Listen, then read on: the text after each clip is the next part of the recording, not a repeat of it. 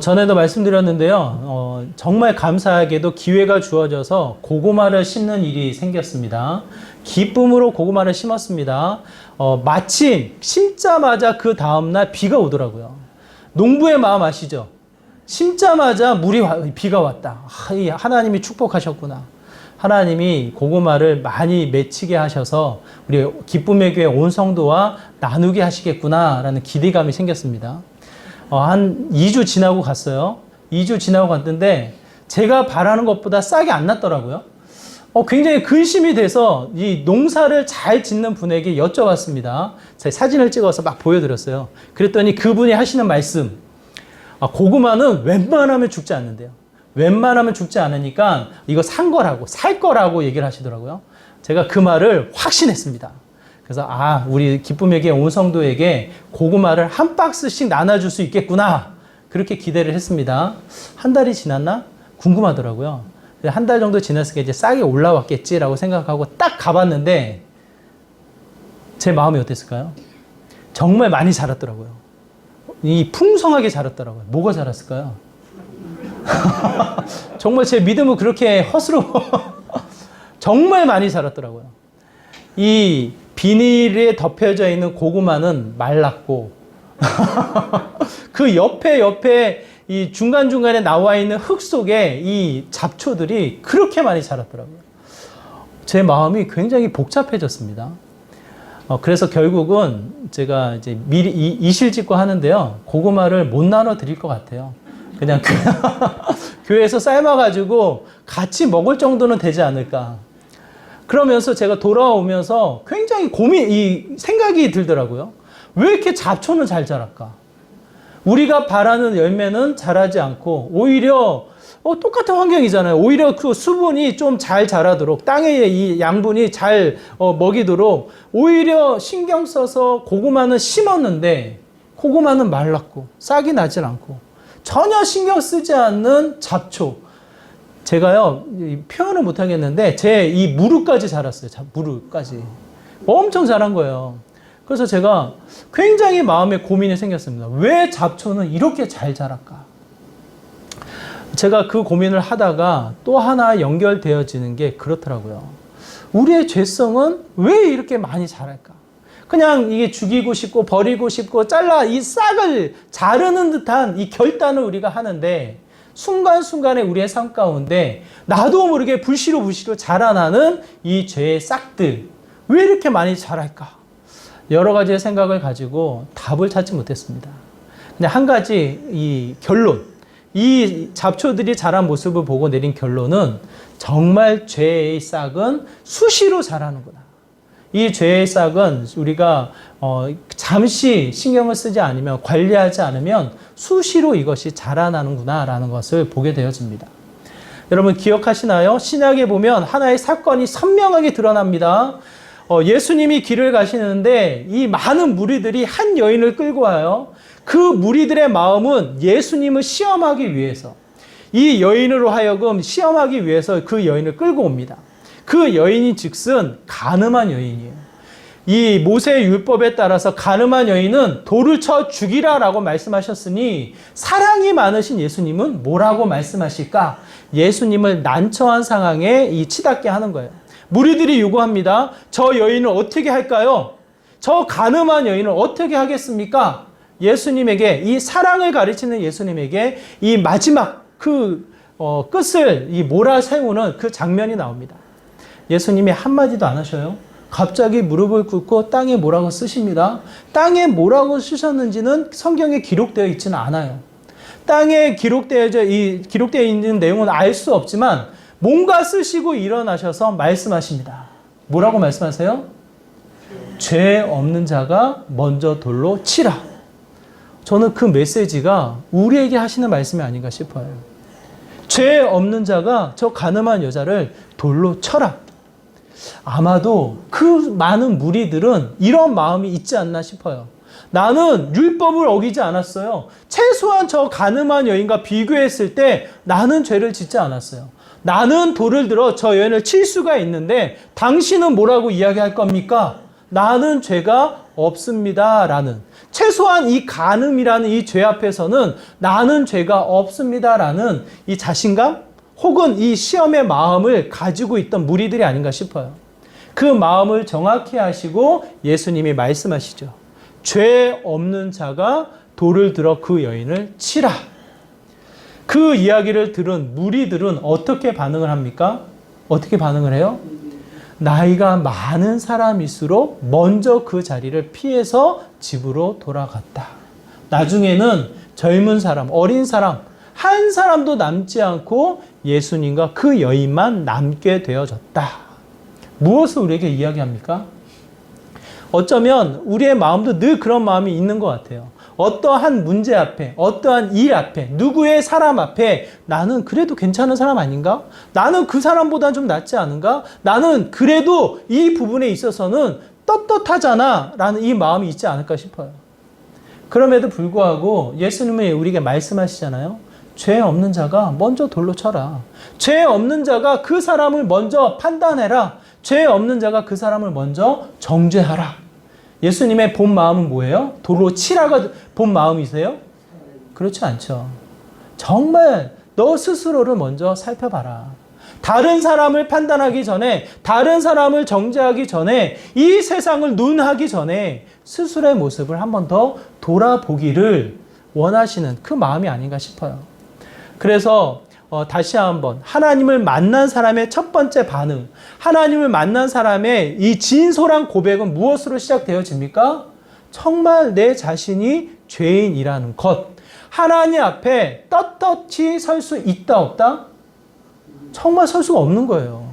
하나님을 본다면, 하나님을 알았다면, 정말 하나님을 만났다면 내 자신의 이 찔림, 내 자신의 이 죄에서부터 자유롭지 않은, 수시로 이 죄가 싹을 자라서 나도 모르게 내 삶을 엄습해오는 그와 같은 상황의 모습을 깨닫게 되어지는 거예요. 기억나시나요? 베드로가 멋지게 설교합니다. 이 베드로의 설교를 들은 5천 명의 이 사람들이 마음이 찔려 어찌할꼬 한탄스러워해요. 어찌할꼬. 그게 어쩌면 하나님을 만난, 하나님의 은혜를 접한 첫 번째 반응이 아닐까 싶어요. 오늘 에스라의 고백이 어떻습니까? 오늘 에스라가 다양해요. 한번 생각해 보세요. 에스라가 하나님의 이 특별한 고민을 가지고, 생각의 거리를 가지고 예루살렘에 온 거잖아요. 에스라는 예루살렘에 가본 적이 없어요. 에스라는 성전 터를 본 적도 없어요. 포로로 끌려가서 그 자리에서 태어나서 그 자리에서 자라난 사람이에요. 그런데 이 에스라가 하나님의 이야기를 듣는 거예요. 하나님은 선하시다. 하나님은 이스라엘 백성을 택하셔서 하나님 나라를 완성하실 것이다. 구원의 메시지를 늘 들으면서 자란 에스라예요. 에스라. 결단해서 예루살렘으로 간다 했을 때에 에스라의 마음은 어떻겠냐고요. 아마 여러 가지 생각의 거리를 가지고 그래 한번 가보자 결단해서 갔을 때 내가 이 일을 해야지 계획의 이야기를 담았지 않았을까 싶어요. 그렇지 않아요? 최소한 2박 3일, 1박 2일 여행을 가도 생각하고 준비하고 결단해서 이 여행의 일정을 진행을 하잖아요. 하물며 제2 인생을 펼쳐나가는 에스라의 상황 속에 준비와 계획과 여러 가지 생각의 거리가 없었겠냐고요. 그러면 만약 에스라가 그 마음을 가지고 책을 써내려 간다고 한번 생각해 보세요. 책을 써내려 갔을 때 어떠한 내용, 어떠한 이야기를 써냈겠냐고요. 자신의 결단, 자신의 경험한 것, 자신이 알아간 하나님. 그래서 내가 이렇게 해야지라는 하나님의 이야기를 그곳에 담지 않았겠어요? 그게 에스라서가 돼야 되지 않겠어요? 그런데 오늘 성경은 9장 그리고 10장으로 끝나버려요. 그 내용이 성경에 기록되어 있지 않아요. 에스라의 생각, 에스라의 다짐, 에스라의 결단이 기록에 담여 있지 않아요. 다만 긴 장을 통해서 기록되어진 것, 9장을 통해서 기록되어진 게 기도하는 에스라예요. 본인의 생각, 본인의 계획, 본인의 결단, 많은 생각의 거리들이 분명히 있을 텐데 없을 수가 없어요. 포로기에 안정된 삶을 내려놓고 전혀 알 수 없는 예루살렘으로 올 때 그 생각의 거리가 없을 수가 없어요.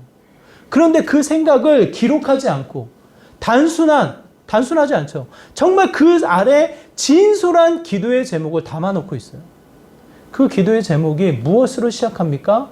이스라엘 백성의 이 답답함, 옷을 찢으며 죄악의 혼란 속에 섞여져 있는 그들의 현 모습.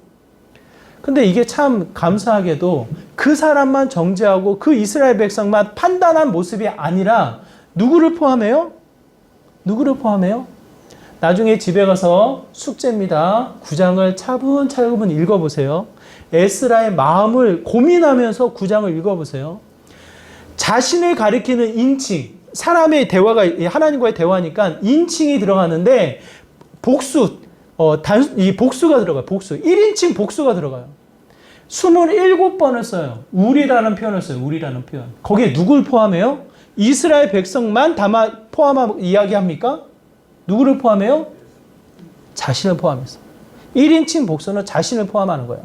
자신을 포함해서 하나님 앞에 기도하는 정말 이 죄의 근성을 두고 이 자유롭지 못한 자신의 이 연약함도 두고 이스라엘 백성과의 차이는 그 사람들은 58년 전에 왔고 나는 지금 왔을 뿐 똑같은 죄된 모습을 두고 하나님 앞에 기도하는 모습을 보게 됩니다. 그 모습의 마지막이 15절이에요. 15절의 말씀 우리가 한번 같이 읽어볼까요? 15절의 말씀 함께 읽겠습니다. 시작!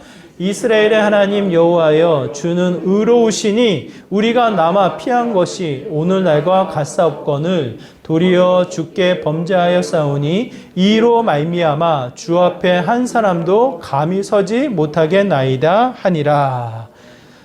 누구를 포함합니까? 누구를 포함해요?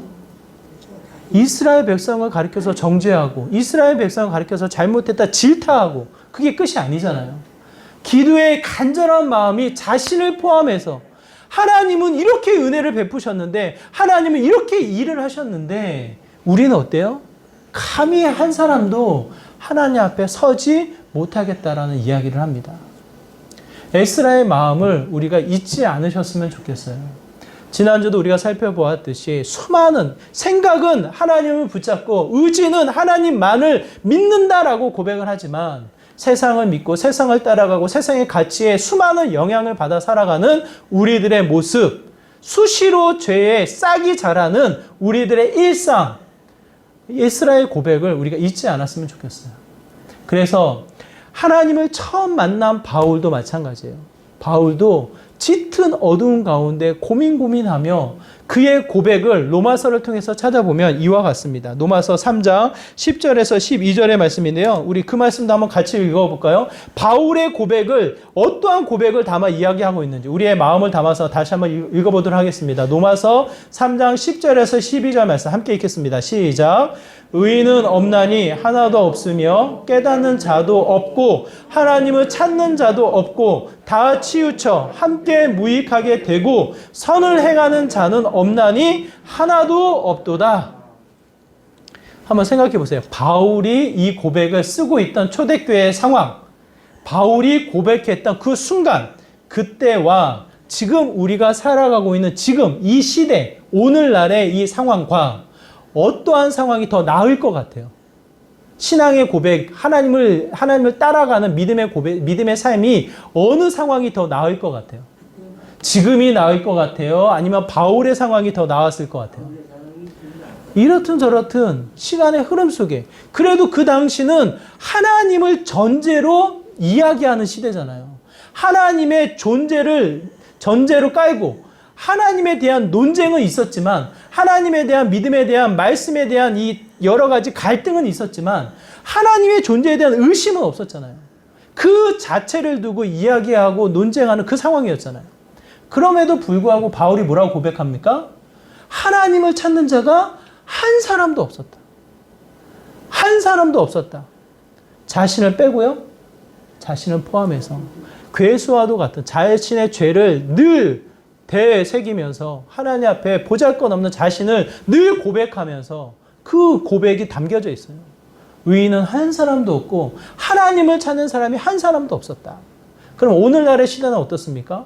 오늘날의 시대는 하나님 앞에 무관심한 시대를 살아가요. 찾는 거는커녕 있든지 없든지 당신만 잘 믿으세요. 그냥 하나님을 하나의 존재로 그냥 당신만 잘 믿으세요라는 거리를 두고 전혀 상관없는 형태로 살아가는 오늘날의 모습. 우리의 고백은 어떠해야 되겠습니까? 이 세상을 판단하고 이 세상을 정죄하고 끝날 것이 아니라 내 삶을 담아, 내 영혼의 신앙의 고백을 담아 정말 하나님 앞에 고백해야 할 딱 한 가지는 감히 하나님 앞에 설 사람이 없습니다. 감히 하나님의 은혜 앞에, 감히 하나님을 논할 수 있는 그 죄된 모습밖에 없지 하나님 앞에 감히 설 자가 없습니다라는 이 죄의 이 본질을 정직하게 고백하는 믿음의 출발점이 되어야 하지 않을까 싶어요. 너무나도 감사한 것은 죄의 깊이, 죄의 어두움, 죄의 두려움을 깨달으면 누구를 만나게 되어집니까? 짙은 어두운 가운데 가게 되어지면요, 작은 불씨라도 보게 되어져요.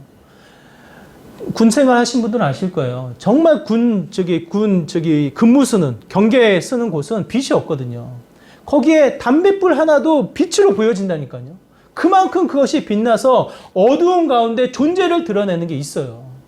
짙은 어두운 가운데 죄의 깊이에 우리가 빠져서 내 자신을 관찰하면 반드시 고백되어지고 반드시 관찰되어지고 반드시 깨달아지는 것, 우리가 방금 고백했듯이 여호와 하나님이에요. 예수 그리스도예요. 에스라의 기도가 복잡해요. 왜? 얼마나 복잡하겠어요. 본인은 여러 가지 결단과 결심으로 왔는데 죄에 가득한 이스라엘 백성을 보니 울분이 통하면서 기도하는 에스라의 모습이 아니겠냐고요. 그 안에 기도의 흔적들이 많은 것을 포함하고 있어요. 솔로몬에서부터 이어지는 수많은 조상들의 죄, 그 죄가 오늘날까지 영향을 줘서 이스라엘 백성을 자유롭지 못하게 하는 죄의 올무에 가득 채워져 있는 이스라엘 백성의 상황, 그 상황이 나와 다를 게 없는, 나와 똑같은 죄의 근성을 보면서 복잡 다양한 에스라의 상황을 이야기해요. 그런데 여기서 중요한 거, 그 하나님의 은혜를 놓치지 않습니다. 에스라의 기도의 고백은 철저하게 하나님을 의지하고 있습니다. 저는 에스라의 기도를 정말 여러분 살펴보셔서 첫 번째, 내 죄의 근성을 절실히 깨달아 빛 대신 그 하나님을 찾으시기를, 빛 대신 그 하나님을 만나는 믿음의 시간이 되기를 바랍니다. 에스라가 어떤 하나님을 고백하고 있습니까? 8절의 말씀이에요. 우리 8절의 말씀, 우리 읽진 않았지만 우리 8절의 말씀 우리가 같이 한번 읽어보도록 하겠습니다. 함께 읽겠습니다. 시작. 이제 우리 하나님 여호와께서 우리에게 잠시 동안 은혜를 베푸사 얼마를 남겨두어 피하게 하신 우리를 그 거룩한 초소에 박힌 목과 같게 하시고 우리 하나님이 우리 눈을 밝히사 우리가 종로릇 하는 중에서 조금 소생하게 하셨나이다. 길죠? 복잡하죠? 잘라서 생각해 볼게요. 제일 먼저 생각해 볼 하나님, 어떤 하나님이십니까? 빨간 글씨. 은혜를 베푸사 남겨놓으셨다. 에스라 상황을 한번 생각해 보세요. 에스라 상황. 전혀 알 수 없는 하나님인데 포로기에 태어나서 전혀 외딴 타지에서 태어나서 하나님의 소식을 듣게 되어져요. 정말 하나님이 그런 분인가? 정말 하나님이 계신가? 하나님에 대한 질문이 많아.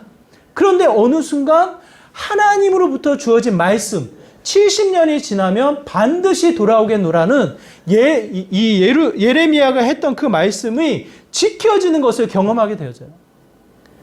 하나님이 심판하셨습니다. 이스라엘 백성을 곳곳으로 흩으셨어요. 성전이 무너져서 하나님의 임재, 하나님의 존재가 완전히 상실되어졌어요.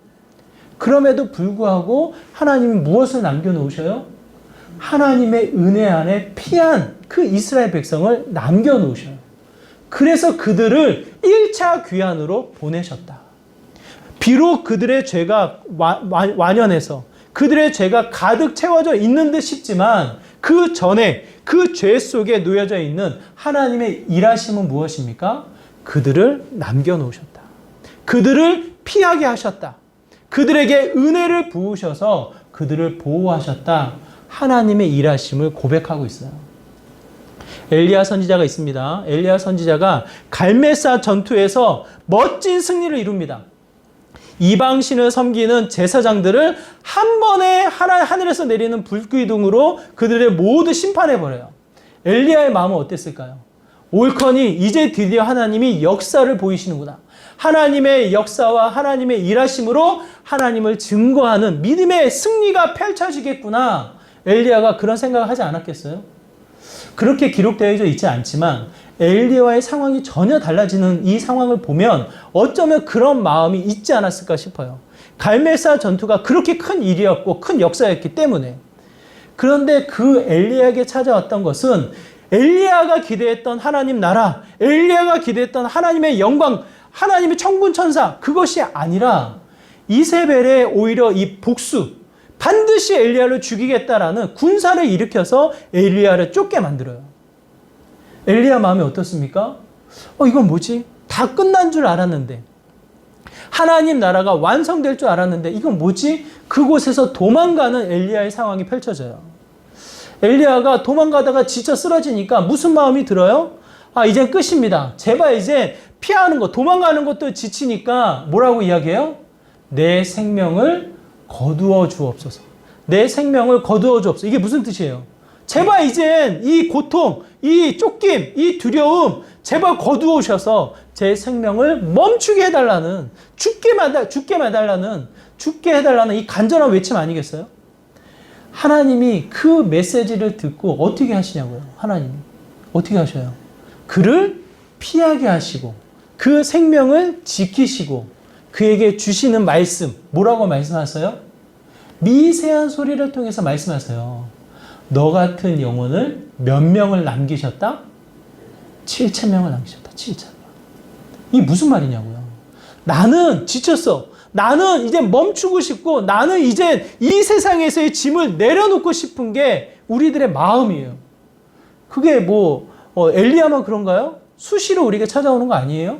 사역자는 안 그럴 것 같아요? 이건 뭐지? 계획해서 열심히 달려갔는데 뜻대로 안 돼. 하나님, 이게 하나님 뜻인가요? 멈출게요. 더 이상 하지 않을게요. 여러 가지 한탄스러움에 멈춰버리는 일들이 곳곳에 깔려 있어요. 저를 보고 그런 거 못 느끼셨나요? 어제 세미나 정말 잘 끝났어요. 9시간 동안 우리 선생님들, 오신 선교사님 두 분이 오셨는데, 한 분 스텝 집사님하고, 그분이 가셔가지고 장문의 문자를 저기 보내셨어요. 정말 기대된다고.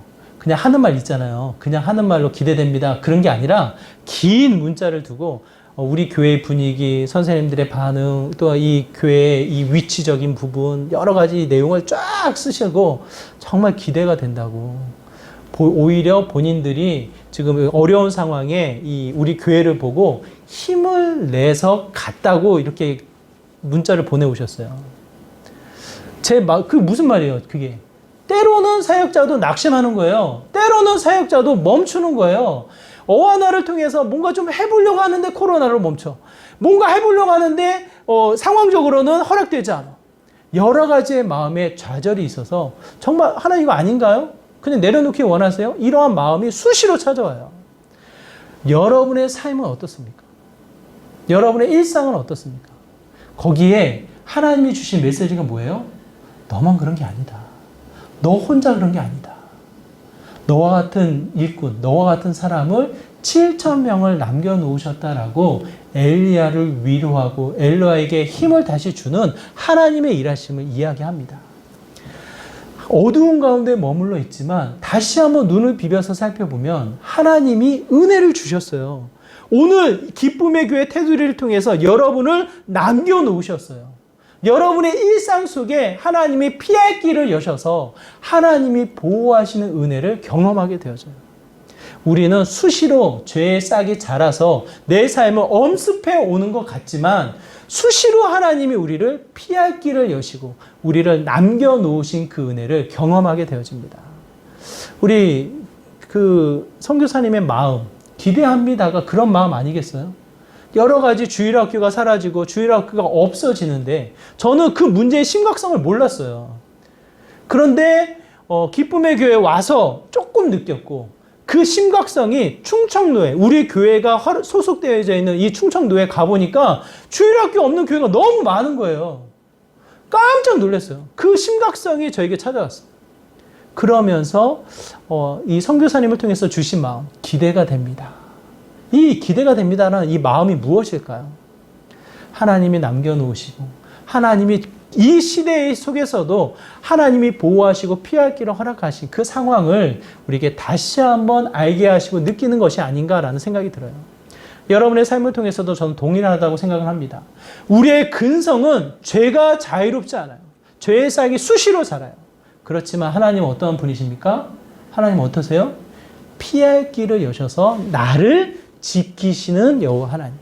그 하나님을 여러분 기억하시기 바라요.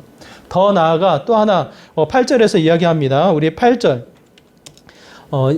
글씨가 잘 안 보이실 텐데 세 번째 줄에 보면 제가 색깔을 좀 달리해서 쓴 그 표현한 부분이 있어요. 이렇습니다. 그 거룩한 처소에 박힌 못과 같게 하시고, 한번 따라해 볼까요? 박힌 못과 같게 하시고. 이게 무슨 뜻이에요?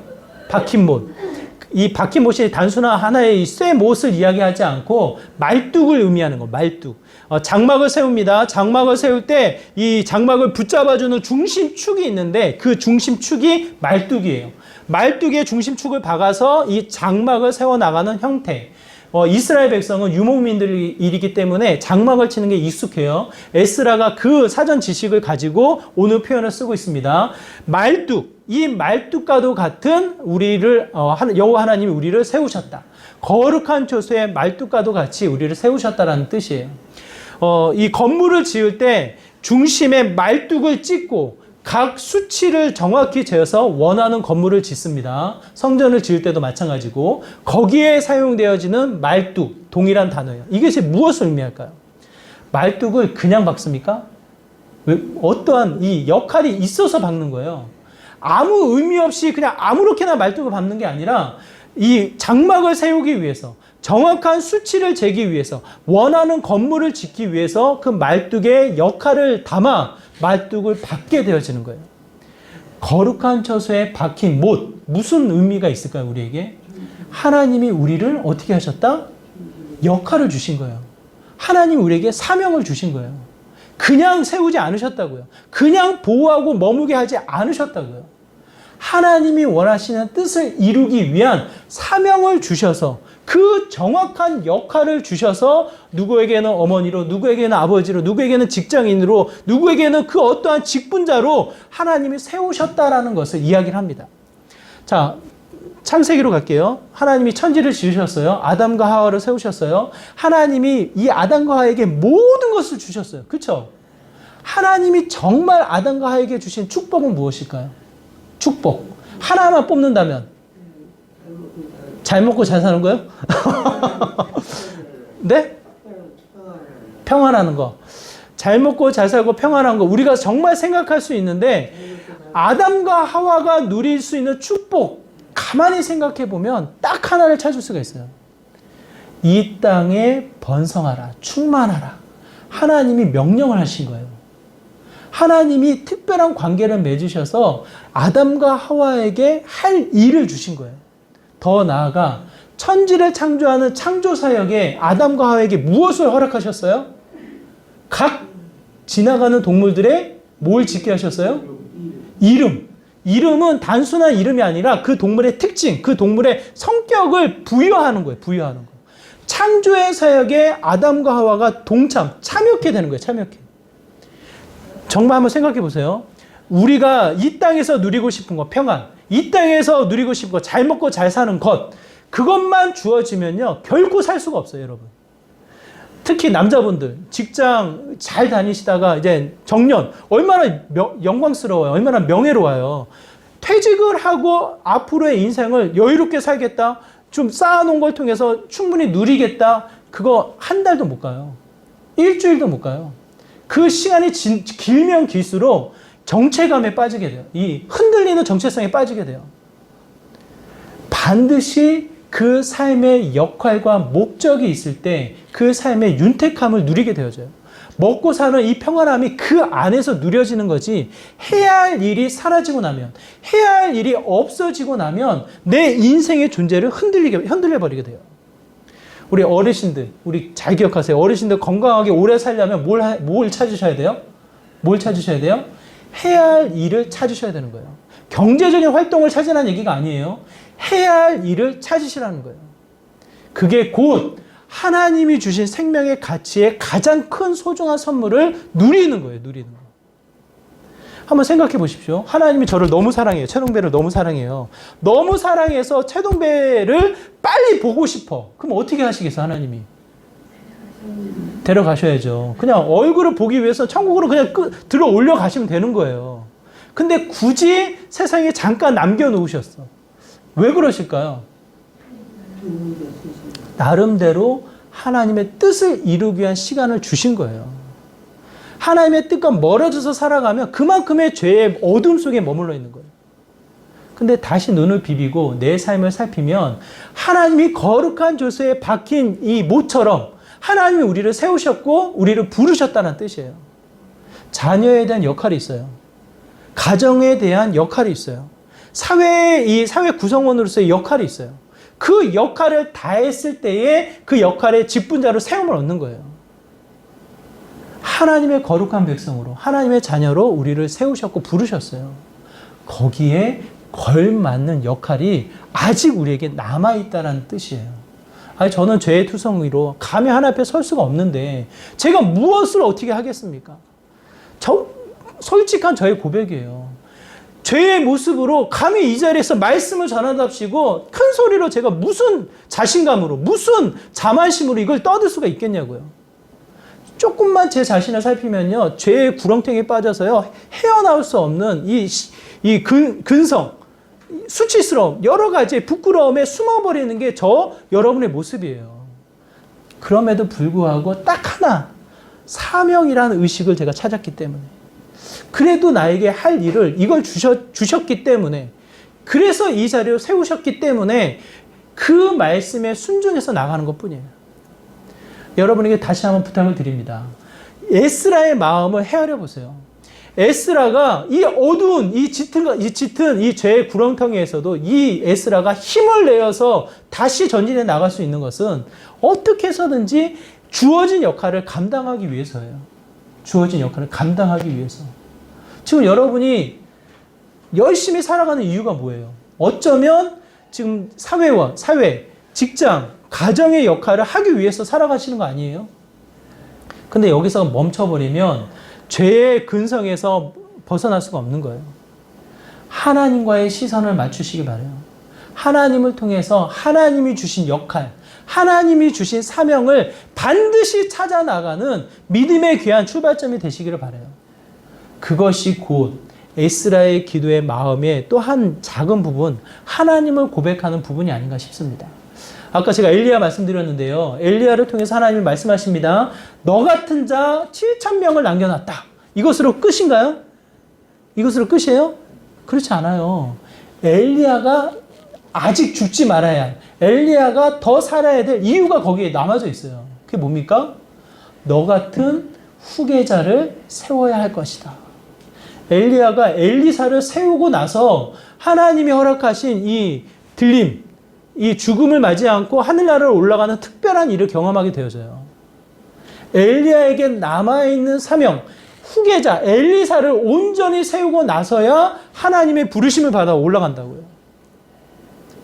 아직 우리가 숨을 쉬는 것, 아직 우리가 힘이 있는 것, 아직 우리가 약하고 죄로 가득 채워져 있는 연약한 모습일지 모르지만 그럼에도 불구하고 이 자리에 앉아있는 이유 딱 하나, 아직 하나님이 이루고자 하신 사명, 하나님의 역할이 남아있는 거예요, 여러분.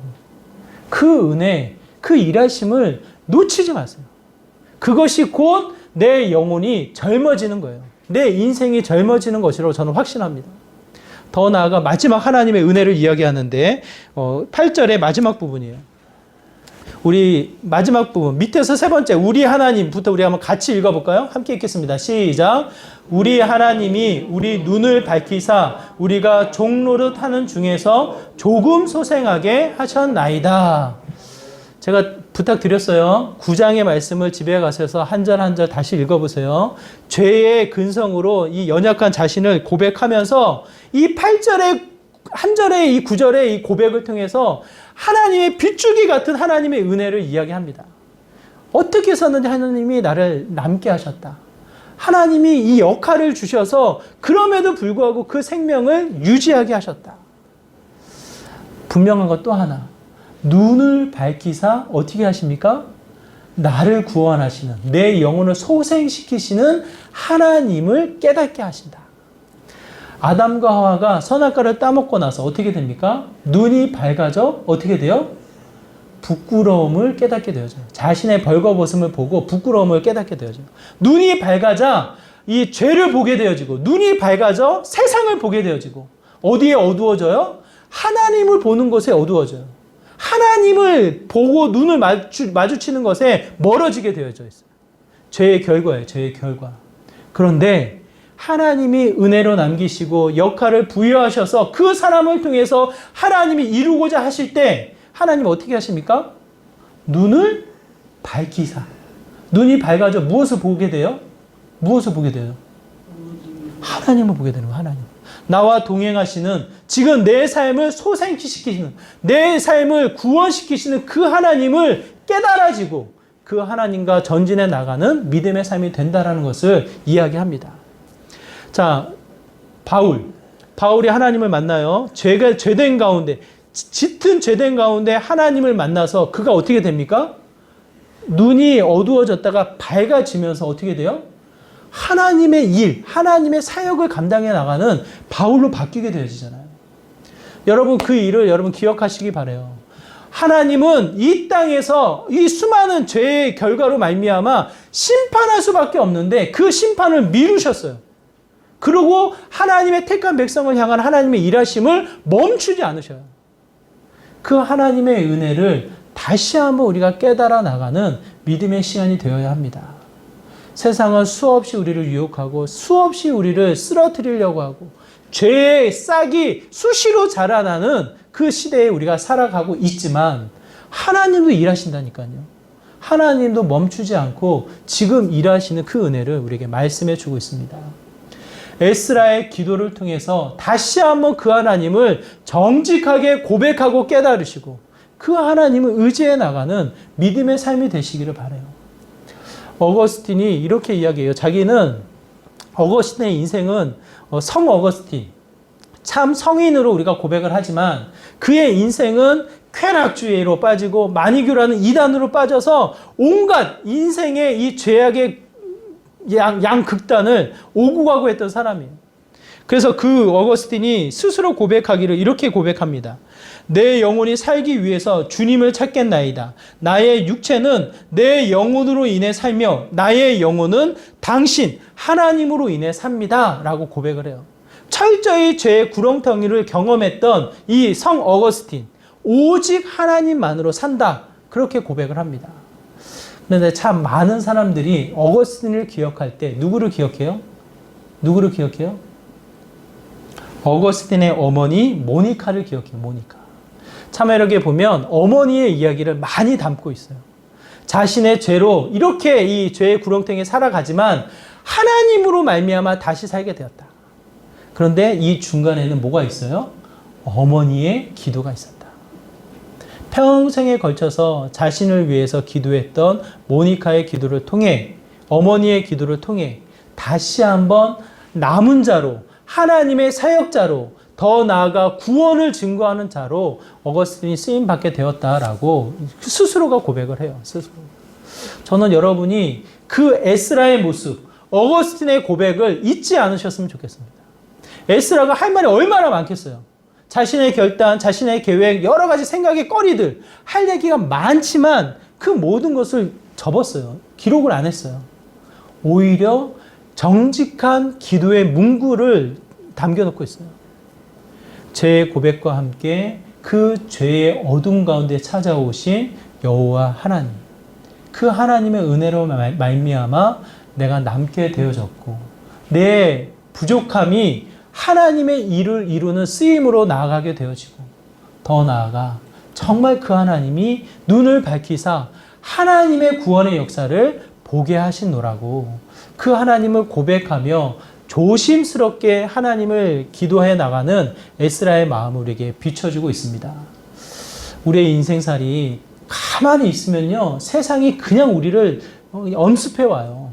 죄의 싹이 어느덧 자라와서 내 삶을 덮어버려요. 여러분 에스라의 이 통곡, 에스라의 간절한 기도를 마음에 담아주시기를 바라요. 정말 감히 하나님 앞에 설 수 없지만 하나님의 은혜로 내가 살아갑니다. 하나님이 지금 남기셨어요. 하나님이 지금도 나를 사용하시려고 해요. 지금도 하나님이 나의 구원의 여정, 나의 구원의 서정을 위해서 지금도 일하시는 여호와 하나님이십니다. 그 하나님의 은혜를 덧입어 한 걸음 한 걸음 전진합니다. 하나님 내 인생을 사용해 주옵소서. 나의 인생을 하나님 나라의 완성으로 채워 주옵소서라고 기도하며 나가는 믿음의 삶이 되어야지 않을까 싶습니다. 그 자리는 선한 영향력이 있고요. 하나님의 이 나라의 완성의 기쁨을 우리가 맞이할 수 있지 않을까 싶습니다.